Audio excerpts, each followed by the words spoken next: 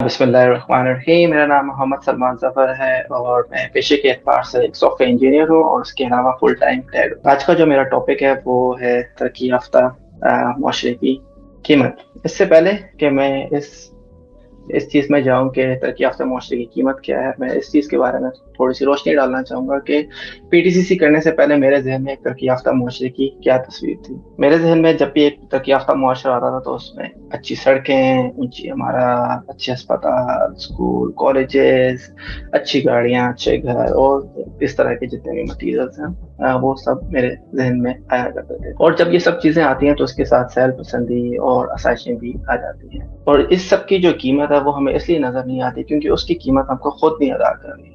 उसकी जो कीमत है वो हमारे बच्चों और हमारे आने वाली नस्लों को आगे अदा करनी है। और वो कीमत वो किस तरह से अदा करेंगे, वो कीमत उस कचरे को डिकम्पोज करने से या उस कचरे को डील करने से वो अदा करेंगे जो कचरा हम उनके लिए छोड़ के जा रहे हैं। इस चीज को अगर थोड़ा मिसाल से मुझे एक्सप्लेन करना हो तो एक जो प्लास्टिक की बोतल जो हम आज यूज करते हैं उसको तकरीबन 450 साल डिकम्पोज होने में लगते हैं और एक ग्लास की बोतल को तकरीबन 4000 साल। और अगर हम अपनी जिंदगी में सोचेंगे हमने कितनी प्लास्टिक की बोतलें और शीशे की बोतलें अगर हमने इस्तेमाल की हैं तो हमने कितना कचरा जो है, कितने टनों के हिसाब से हमने कचरा अपने आने वाली नस्लों के लिए छोड़ के जा रहे हैं। आज के टाइम में जिसको हम एक मॉडर्न मुआशरा कहते हैं, ऐसा नहीं है कि उनको इन मसाइल का अंदाजा नहीं। इन मसाइल का जो हल उन्होंने निकाला है क्योंकि वो एक कैपिटलिस्ट सोसाइटी है और वो कभी भी नहीं चाहेंगे कि आप बाइंग स्टॉप कर दें।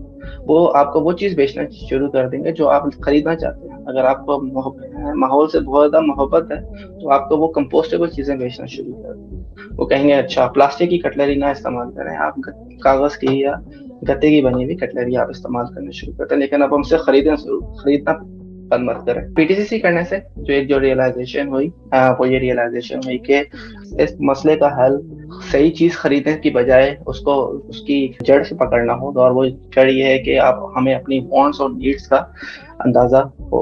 जो चीज हमारी नीड हो हम उसी को ही खरीदें, ना कि अपनी वांट्स के पीछे भागते रहें। और नीड्स में भी अगर उसकी मजीद गहराई में जाए तो जो हमारी नीड्स हैं उसके साथ साथ उसका जो हम कार्बन फुटप्रिंट अपनी आने वाली नस्लों के लिए छोड़ के जा रहे हैं, हमें उसको भी उसके बारे में भी हमें मजीद सोचने की जरूरत है कि क्या जो चीज़ हमारी नीड भी है क्या वो हमारी आने वाली नस्लें उसको उसके साथ रह पाएंगे या नहीं रह पाएंगे। इस कोर्स को करने से मैं अपने अंदर जो एक जगह चेंज देखता हूँ तो वो यही कि अब जब भी मैं कोई चीज़ खरीदता हूँ तो मुझे अपनी वांट और नीड का फर्क पहले से बेहतर महसूस होता है और बाइंग चॉइसेस मुझे महसूस होता है कि मेरी बाइंग चॉइसेस बेहतर हैं।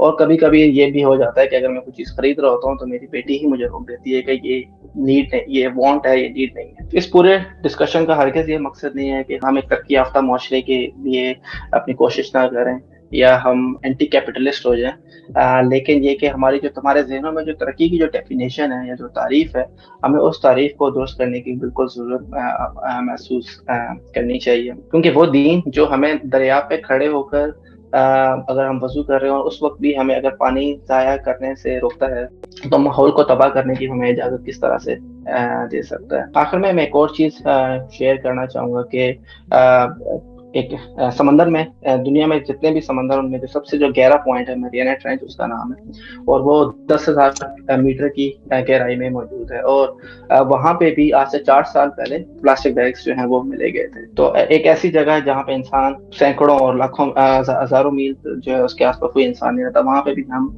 अपना कचरा पहुंचा चुके हैं। तो हमें आने वाले वक्तों में इसके बारे में मजीद माइंडफुल होकर सोचने की जरूरत है। जज़ाकल्लाह खैर, शुक्रिया।